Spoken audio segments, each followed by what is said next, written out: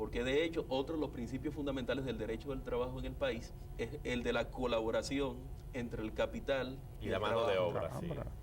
Entonces, estoy motivando la pregunta que voy a hacer a continuación en el sentido siguiente. Reconociendo la necesidad de proteger al trabajador, que es la parte más débil en la relación laboral. Sí. Quizás lo que está sucediendo en la República Dominicana es que la Administración de Justicia no se está acercando justamente al principio de justicia y al principio de equidad, que es también de carácter sustantivo dentro de nuestra legislación. Pero eso está sucediendo porque hace falta cambios normativos o porque hay que hacer un cambio en la conducta de los jueces en materia laboral.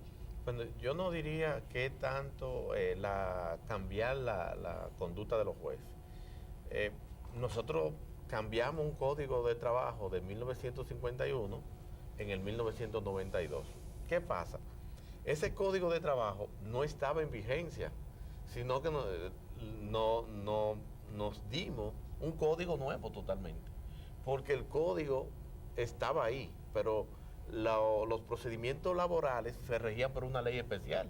Tú recordarás que era por la ley 637 de 1944. Entonces estaba el código, pero solamente estaba de nombre. Ahí tú querías ver cuáles eran las vacaciones de un trabajador, estaban en el código, cuáles eran la Navidad, todas esas cosas. Los principios generales estaban en el código. ¿Qué pasa?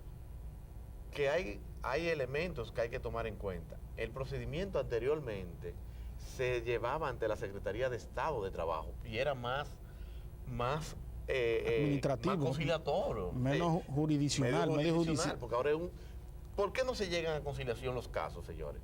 Porque los abogados estamos defendiendo nuestros honorarios. Y no es verdad que yo voy a ir a una primera audiencia y de una vez, si yo llego a acuerdo, esa es la idea que ha calado los abogados laboralistas. Si llego a un acuerdo en la primera audiencia, no voy a poder pedir muchos honorarios. Pero ¿qué pasaba antes? Los trabajadores y los empleadores iban a la Secretaría de Trabajo y de ahí salía muchas veces el trabajador para la empresa a trabajar.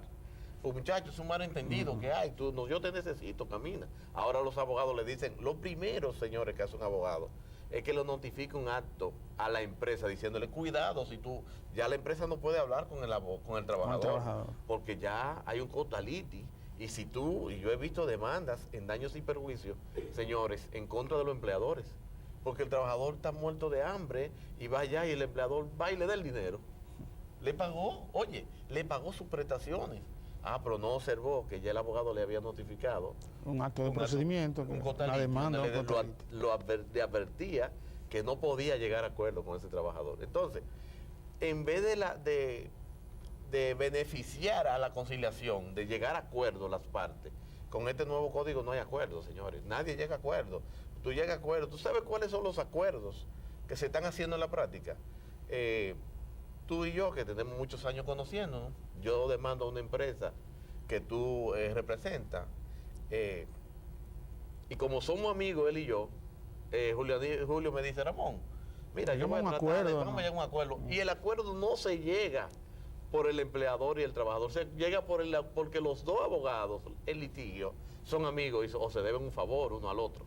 Es la única manera. Los litigios que se están llegando a acuerdo en la práctica, señores, son litigios donde los abogados se conocen, tienen cierta camaradería y llegan a acuerdo. Pero no es por la acción de los vocales, que ese es otro obstáculo que hay en la práctica. Que yo entiendo que los vocales no han venido a desarrollar el papel que de conciliadores, de ser proactivo. De ser proactivo. Promover hasta mientras sea posible la conciliación y acercar al trabajador y al empleador. Pero ustedes saben qué es lo que pasa con los vocales, que anteriormente, como le decía, las partes iban al mismo lugar, ambos en igualdad de condiciones. Aquí no hay abogado. Era en la secretaría una mesa donde nos sentábamos. Algunas veces uno iba como abogado, pero representando a la empresa, con un papel más conciliador. Y si no llegaban a acuerdo, las partes ya iban a demandar, ¿verdad? Pero ¿qué pasa? No sé si ustedes recuerdan que antes del Código Procesal Penal, los fiscales decían en sus audiencias, dejamos a la sana apreciación del juez. Si había fiscales irresponsables que no llevaban un dictamen de su caso. Y los expedientes estaban en la secretaría del tribunal, no estaban en la secretaría de la fiscalía, los expedientes anteriormente. Es decir, que el fiscal veía los expedientes 10 minutos antes ahí, igual que los abogados, lo leían antes de subir a audiencia. Eso está pasando en materia laboral, que los vocales, señores, no conocen los expedientes. ¿De qué conciliación le va a hablar un vocal a dos abogados con mayor preparación que ellos también?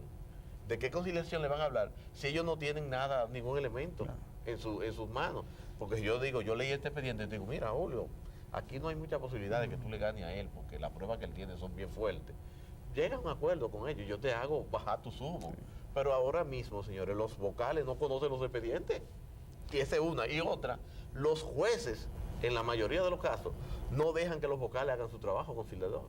Porque los jueces les digan, si ustedes quieren llegar a un acuerdo, ya, no hay acuerdo. Los jueces mismos son que tronchan la conciliación muchas veces. Los vocales, que están destinados a jugar un rol mucho más activo, de conciliación, mucho más activo en la promoción de la conciliación entre el empleador y el trabajador, pareciera ser que están jugando un rol inactivo, que no están cumpliendo con su misión.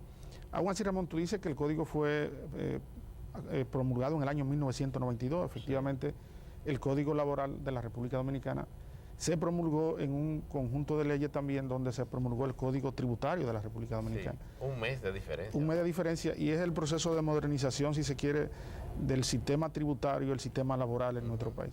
¿Considera tú, Ramón, que este código, al transcurrir 20 años ya que ha llegado a la adultez, se ha convertido en un obstáculo para una sana administración de justicia, un código muy garantista en favor del trabajador al punto que se ha convertido en una amenaza para el buen desempeño, el buen desenvolvimiento de las actividades económicas? Si hubiera que hacerle algún tipo de modificación, ¿en qué sentido tú crees que debería hacerse? Bueno, para mí la modificación más importante es la del artículo 539. Es un artículo que lo que ha venido a traer mayores problemas al empresariado dominicano.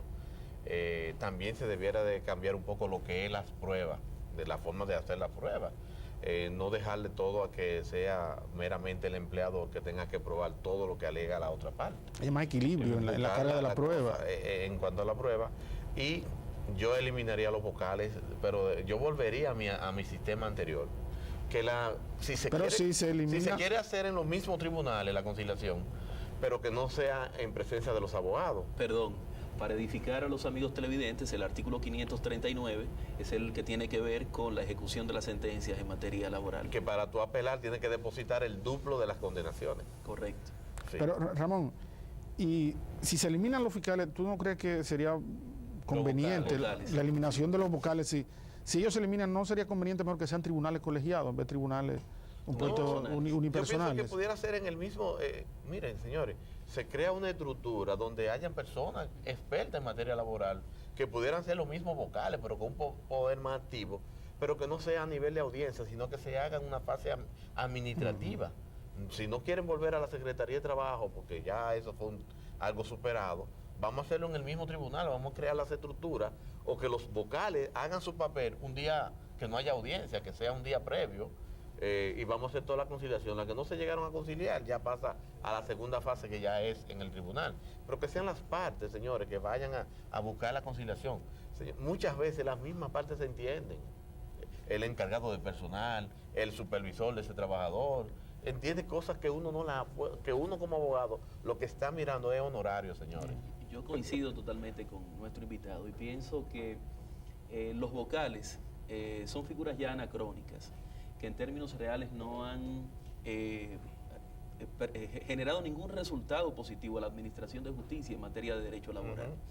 Y la experiencia que he tenido en mi ejercicio es justamente esa. Cuando uno va a una audiencia en materia laboral, el juez muchas veces incluso combina un poco a las partes y omite la participación de los vocales a los fines de darle celeridad al curso de la audiencia y permitir que el rol se siga desarrollando. Sí, Carlos, vamos a ir a una pausa y en el próximo segmento vamos a ver cuál es el rol que la nueva Constitución de la República le acuerda al derecho laboral.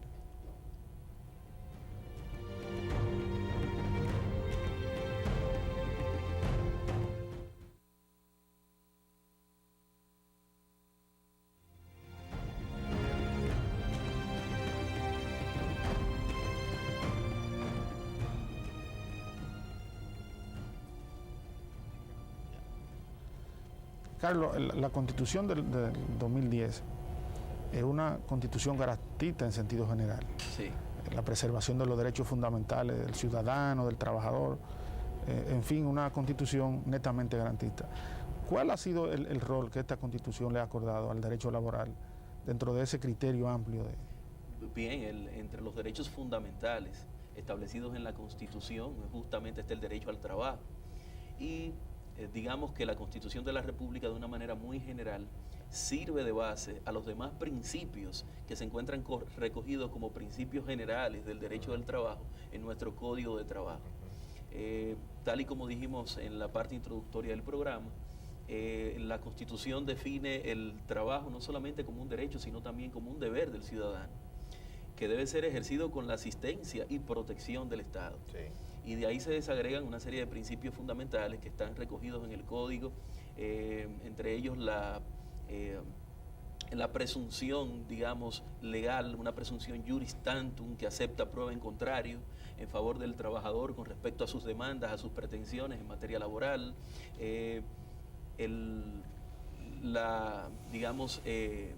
este principio importantísimo que tiene que ver cuando en un caso concurren más de una norma que puede dar solución al mismo, debe ser aplicada la norma más favorable al trabajador, etcétera. Todo eso, digamos, que se deriva de los principios que están recogidos en la Constitución de la República.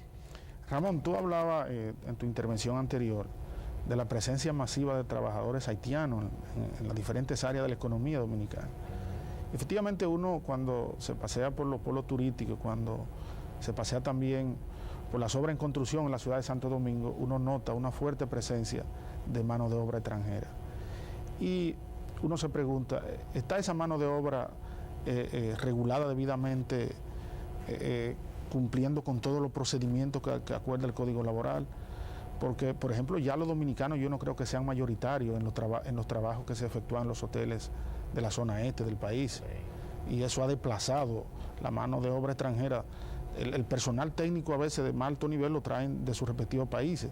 Si la inversión es española, trae gerentes de hoteles españoles, mexicanos, y entonces desplazan los camareros y los trabajadores ya de más bajo nivel por mano de obra haitiana.